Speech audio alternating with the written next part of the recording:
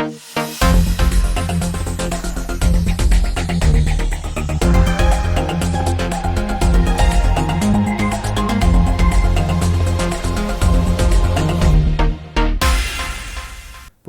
го следите неделното интервју на Радио Слободна Европа.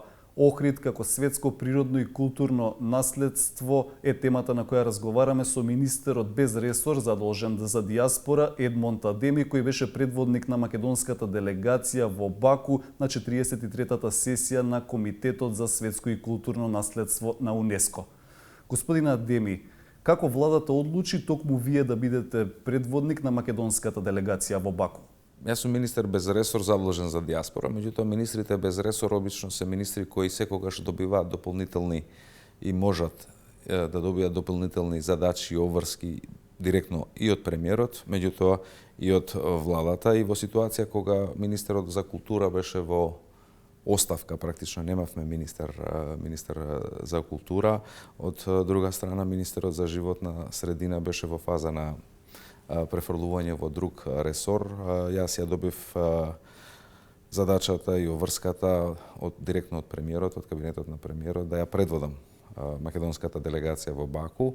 Во делегацијата се разбира беше и заменик министерот за надворешни работи, господинот Андреј Жрновски, советник, градоначалникот на Охрид, советник од кабинетот на премиерот и екипа од експерти кои се од областа на културното наследство и од Националната комисија на УНЕСКО, што е во рамките на владата на Република Северна Македонија, така да мислам дека обврската и задачата што ја добив како целосно ја исполнив, имајќи го предвид резултатот од гласањето во УНЕСКО во Баку. Иако имаше препорака, УНЕСКО сепак одлучи да не го остави Охрид на листата на светско културно наследство во опасност, зашто и вие како представници на власта се залагавте. Зошто сметавте дека е важно УНЕСКО да не го стави Охрид на оваа листа? И сметавме дека е важна политичка порака и за нас, и ветер во грб, она што и го изјавив во Баку на тие средби, за ова влада да добие дополнително време за да ги испорача резултатите, она што може би претходната влада требало многу поодамна како обврска да си ги заврши, бидејќи препораките на УНЕСКО и грижата за Охрид и забелешките не е се од вчера, се и 2010, и 2013, и 2009. Меѓутоа, претходната влада практично воопшто никаква активност не превземала во тој правец, напротив, голем дел, да не речам во огромен дел од кривицата зашто Охрид и Охридскиот регион се најде во ваква состојба е благодарение на претходната влада. Немам намера овде сега да префрлувам вина било како, меѓутоа би било добро јавноста да се потсетиме. Кој сакаше да гради парапетче околу Охридското езеро? Кој го изгради она бетонско здание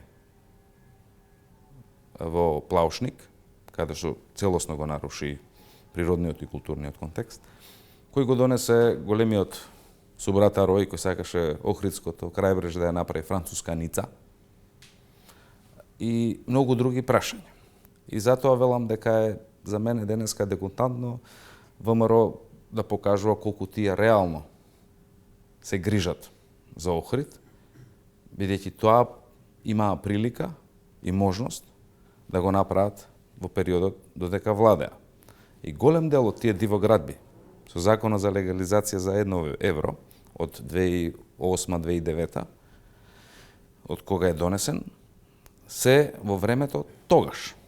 И сега ситуацијата е таква каква што е, проблемот и прашањето е во наши раце и ова влада ќе испорача резултати. Граѓански организации од земјава сметаат дека доколку Охрид биде ставен на листата на светско културно наследство во опасност, државата ќе ја добиеше неопходната помош од УНЕСКО да изготви план со мерки за спроведување на препораките на УНЕСКО. Зошто не побаравте помош од УНЕСКО? Прво, хистеријата во јавноста околу тоа дека Охрид може да стане дел од таа листа на загрозено културно и природно богатство на УНЕСКО не ја направи владата. Второ, владата и сега во оваа ситуација на тие разговори во Баку, што јас ги имав не само со земјите членки на комитетот, туку и со двете експертски организации во рамките на УНЕСКО, ИКОМОС и USCN, договорена е експертска поддршка. Ги слушам тезите дека ќе сме добиеле и пари за колекторот. Еден колектор чини измеѓу 20 и 30 милиони евра. Изградбата на нов колектор во Охрид. Тие пари УНЕСКО ги нема да ви ги даде.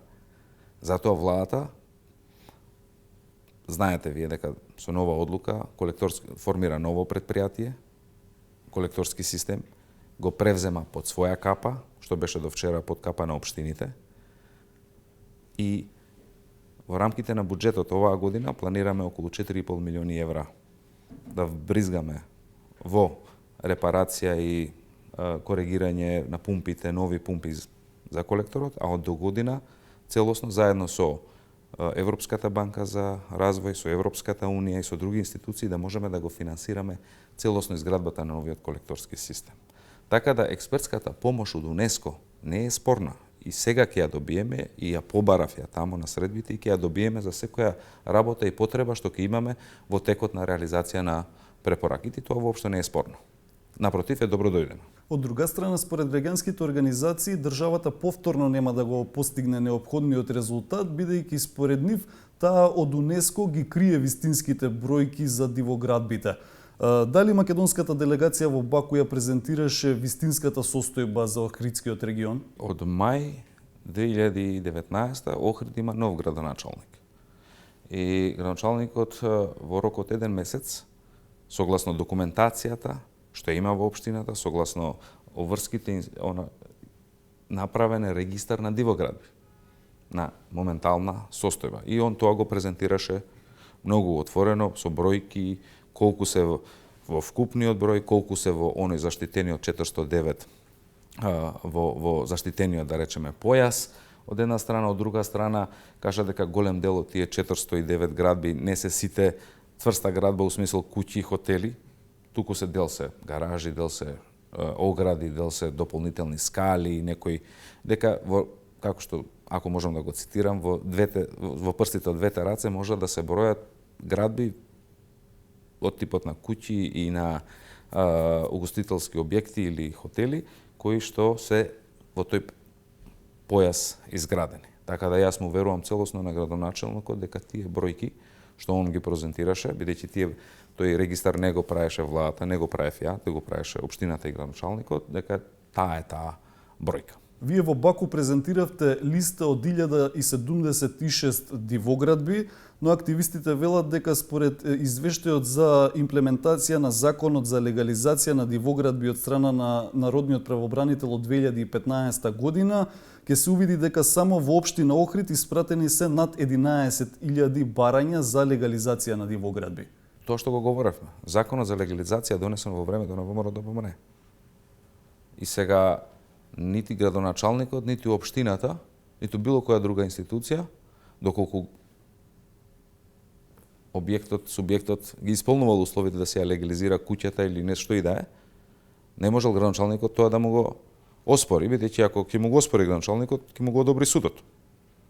Бидејќи врз основ на закон за легализацијата. Сега, дали се бројките тие што ги презентираат, ја не знам, велам, јас му верувам на градоначалникот дека актуелната состојба, онака каква што е, во оној момент кога бевме во Баку и кога ги презентиравме резултатите, се тие и не верувам дека немаме потреба било какви да намалуваме или да зголемуваме. УНЕСКО уште во 2017 година алармираше за состојбата во Охридскиот регион, дека е под опасност од урбана трансформација, дивоградби во заштитениот појас, за што беше препорачано воспоставување на мораториум на градби, состојбата на езерото и други прашања кои не беа решени во голем дел, и сега во Баку беа дадени нови рокови до февруари 2020 година да се спроведат 19 препораки. Ке биде ли подобрена ситуацијата во Охридскиот регион до февруари? Прво, до февруари треба да поднесеме прогрес извештај.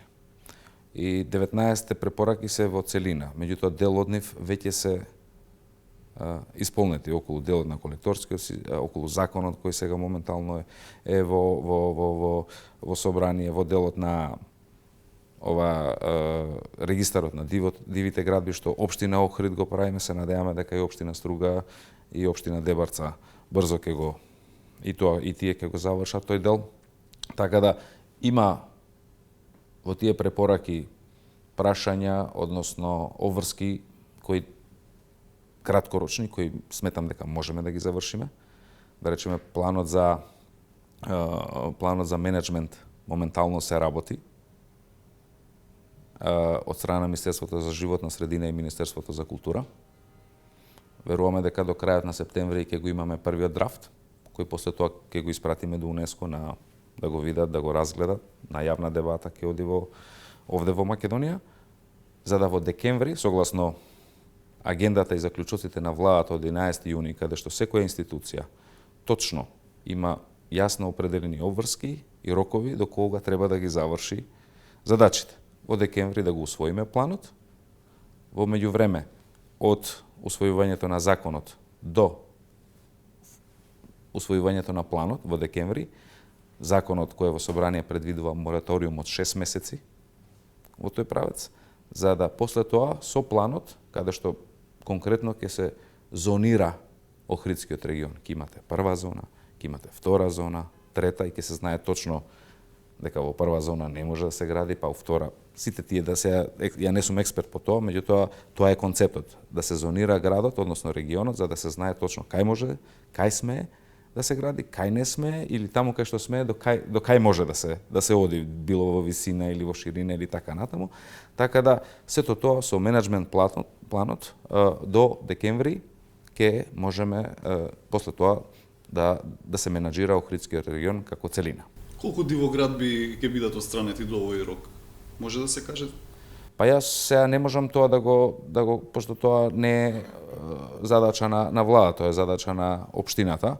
И во зависност од капацитетите и можностите на општината, јас се надевам и верувам дека ќе успее до февруари голем дел, ако не све, барем огромен дел од нив да бидат расчистени, како што и во една прилика премиерот изјави, доколку општината нема капацитети и нема можности тоа да го реши, доколку се обрати до владата за поддршка и помош во тој дел, владата ќе излезе во пресрет.